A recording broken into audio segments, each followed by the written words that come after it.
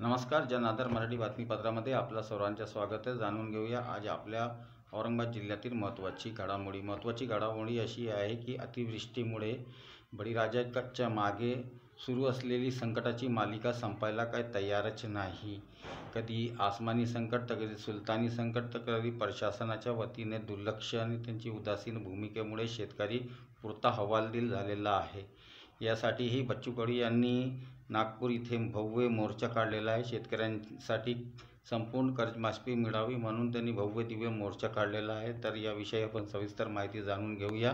शेतकऱ्यांच्या मागण्याबाबत सरकार सकारात्मक आहे असे प्रतिपादन करत आंदोलन नेत्यांनी चर्चेसाठी यावे असे आवाहन मुख्यमंत्री देवेंद्र फडणवीस यांनी केले आहे. जनशक्ती संघटनेचे प्रमुख बच्चू कडू यांनी शेतकऱ्यांशी संबंधित वेगवेगळे प्रश्न मांडलेले आहे. हे सर्व प्रश्न आंदोलनाच्या माध्यमातून सोडवता येतील अशी परिस्थिती नाही. त्याबाबत चर्चा करून त्याचा रोडमॅप तयार करावा लागणार आहे. बच्चू कडू यांनी सुरू केलेल्या आंदोलनामुळे लोकांना त्रास होत असल्याच्या तक्रारी येत आहे. रेल रोको किंवा ज्या आंदोलनामुळे लोकांना त्रास होईल असे आंदोलन करू नये. शेतकऱ्यांच्या प्रश्नावर आम्ही सकारात्मक आहोत. अशी कर्जमाफी करता येणार नाही असे म्हटलेले नाही.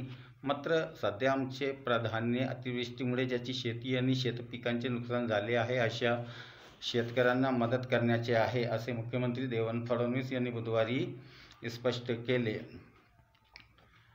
नीती आयोगाच्या परिषदेनंतर ते पत्रकारांशी बोलत होते. शेतकरी कर्जमाफीसाठी प्रहार जनशक्ती संघटनेचे प्रमुख बच्चू कडू, इतर शेतकरी नेते आणि शेतकरी संघटनांनी मंगळवारी संध्याकाळपासून नागपूर हैदराबाद महामार्गावर शेतकऱ्यांसह ठिय्या मांडला.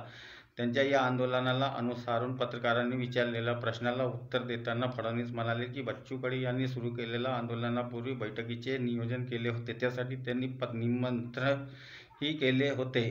सुरुवातीला त्यांनी येण्याची तयारी दर्शवली, मात्र नंतर मध्यरात्री मेसेजद्वारे येऊ शकणार नसल्याचे कळवले. त्यामुळे बैठक रद्द करावी लागली. शेतकऱ्यांशी संबंधित सर्व प्रश्न सोडवण्यासाठी आवश्यक चर्चेची राज्य सरकारची तयारी आहे असे देवेंद्र फडणवीस यांनी माध्यमाच्या प्रतिनिधीशी बोलताना आपली प्रतिक्रिया व्यक्त केली.